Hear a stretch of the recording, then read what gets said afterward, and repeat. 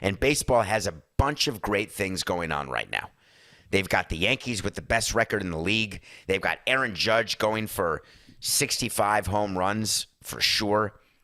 They've got the Mets playing well with the best record in the National League, Yankees American League. They've got the Cardinals winning their division right now with Pujols playing. Molina's hurt, but they've got sort of a line to the past. They have the Padres fighting with the Dodgers in the National League West. It's just pretty cool. So 4 times a year, the owners in baseball get together and they have owners meetings. Owners meetings consist of 2 days. The first day, you've got a bunch of committees who meet. Then you have a dinner. Then you have a speech by the commissioner. Then you have a big meeting on the next day, which is generally a Thursday, where all 30 clubs are represented. And then you've got a small meeting after that where only one person per club meets with the commissioner in a closed-door executive session, they call it.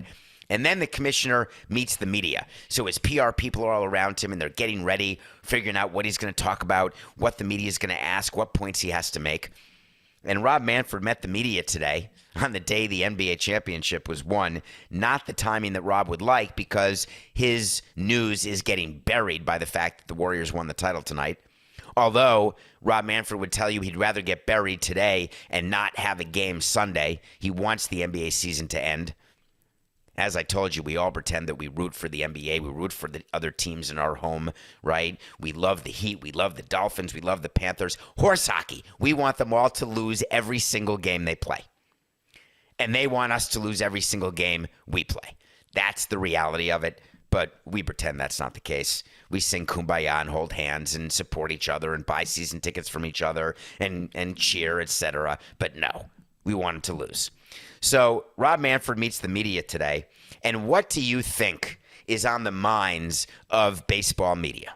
If you had to guess like 4 topics that were going to be discussed, what would you think?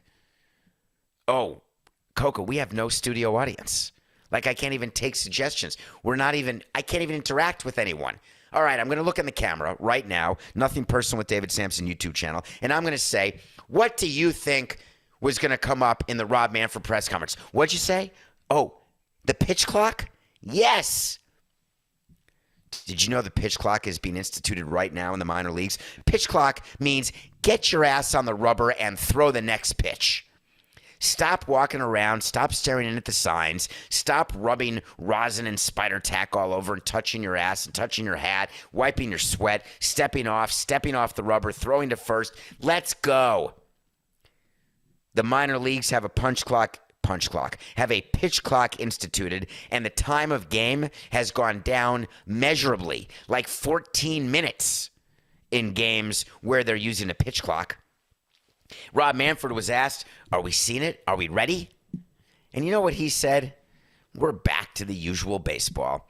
He said, well, the competition committee is going to talk about it, but I wouldn't say that it's going to be ready for 2023, which is next season. The competition committee is the committee I used to be on, except now they've changed it.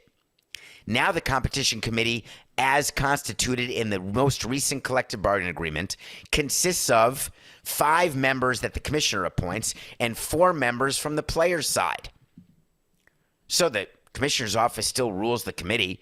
There's no 3/4 vote required. You can pass something 5-4 out of the committee.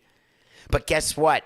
The competition committee passing something doesn't mean anything. It's a recommendation. They don't have the power to say, we vote pitch clock. Boom, there's a pitch clock. You have to get union approval. And if the union doesn't approve it, after 1 year, remember that whole negotiation with when they can say they want to do something and the time got moved up? It used to be a year. Now there's a few issues where it can be 90 days. But Rob Manfred has made a career out of not implementing anything against the wishes of the players' union. Of course, other than the 60-game season during COVID, but let's skip that. All the rule changes on field, he wants buy-in by the union. And the union is afraid to do anything because half their union likes one thing, half their union dislikes it because half the union are pitchers, and they want things that'll help pitching and defense. half the union are position players, and they want things that'll help offense. And if the offense is being helped, guess what that is at the expense of? The pitchers. If the pitchers get help, that means when the players, position players, become free agents, all of a sudden they have a hard time getting money. So what happens? Nothing. A whole lot of nothing. What's the second thing? What's been driving you crazy watching baseball? How about how crappy the umpires are? Yeah, that was going to come up, and it did. And guess what? The automatic strike zone? Pat Summerall, baby. Nothing doing. What's so hard about an automatic strike zone and robot umpires? They've got the technology like they do in tennis. There can be a little buzzer right in the ear, and you can put the same buzzer in the manager's ear, in the catcher's ear, in the pitcher's ear, in the umpire's ear. How about a challenge system where the offensive team or the team on defense, any team can challenge a ball strike call. Boom, you get a certain number per game. It comes up in 3 seconds. You move on. Ball 2. Oh, challenge. It was a strike. Strike 1. It's not that hard. Let's go. Baseball just has the hardest time moving. It's like putting a barge in the middle of the East River and trying to have it do a U-turn. It's like a 10-point turn. Have you ever seen like the comedy routine where they're trying to park a car in a little space and they back in, then they go forward, then back, then forward, then back? I think Borat did it in a movie, and it was really funny. That's baseball trying to make a decision. So Rob Manfred meets the media and says, yeah, automatic strike zone. We're not quite there. Third thing, every owner's meeting always has a stadium discussion. What about the Marlins? Not anymore. They got their stadium. Now it's all about the Tampa Bay Rays. Now it's all about the Oakland A's. Do you remember when Rob Manfred met the media after a recent owners meeting like a year ago or something and talked about the two-city solution? How, that is something that we are strongly considering. We're hosting Stephen Bronfman and the other people from Montreal. This looks like a real possibility. And his fingers and toes were crossed because he knew it wasn't.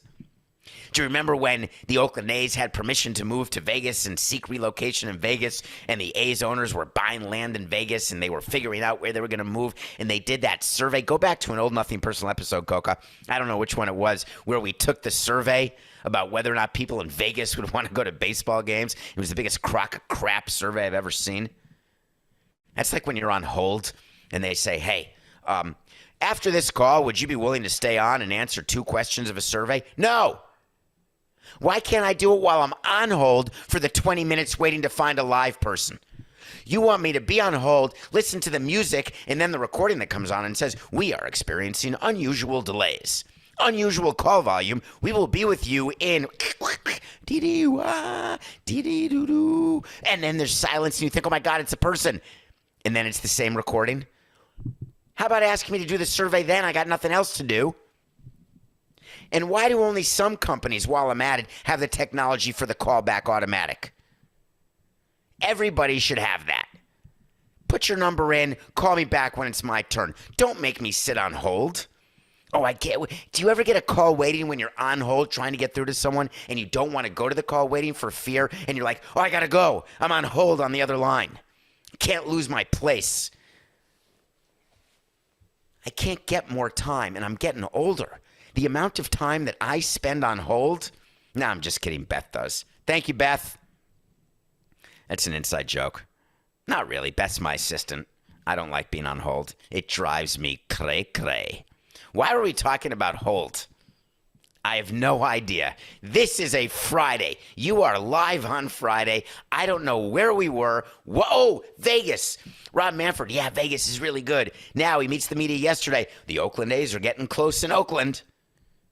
But we like Vegas as a city. Of course you like Vegas as an expansion city. The A's are not moving to Vegas, neither are the Rays. But thank God Rob met the media to say, hey, now's the time. Go back and look. It's sort of like presidential debates where you go in the 70s, 80s, 90s, thousands, and tens, and everyone's debating the same issues for the last 50 years. We've got to take care of energy and poverty and homelessness and Social Security. It's ridiculous. The same thing. Rob Manfred. There's really significant activity in Oakland, he said yesterday. The political process has moved along significantly. Horse hockey.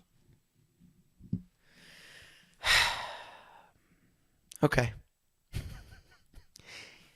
Last topic on Rob Manfred's plate. A lot of you send me tweets at David P. Samson, not understanding the blackout rules. I've tried to explain why games are blacked out in your area because you have to subscribe to the local rights holder. You know that, right? If you want to watch your team, you have to have your team's network because that's how they get paid. Now baseball is saying they may want to combine their streaming rights and start streaming all games, like what MLS did with Apple, which I talked about on Lebitard yesterday. But guess what? Teams are fighting it. He doesn't have the votes yet. He does not have 23 votes to combine all of the digital streaming rights. And the reason he doesn't have the votes is that teams like the Yankees and the Red Sox say, I don't want to share that revenue. I'll do it in revenue sharing. But if we combine it, then I only own 1/30th, but I'm putting in 4/30ths of the revenue, and I'm only keeping 1/30th? That doesn't seem fair. Let me do it. I can exploit my digital rights way better than you can as a league. It's an old fight that teams have. It's sort of the equivalent of states versus federal government. Let the states do it. That's what teams say. Teams are like states. The commissioner's office is like the federal government. Certain owners, like conservative owners, say, hey, more power to the states. Stay out of our life, federal government. Owners who are on the left side say, left side meaning low revenue. LL, get it? Left side, low revenue. They say, hey, it's no fair. We can't get the same revenue as those big guys. We can't compete. And around she goes. So that was the owners' meeting. The next one will be in November.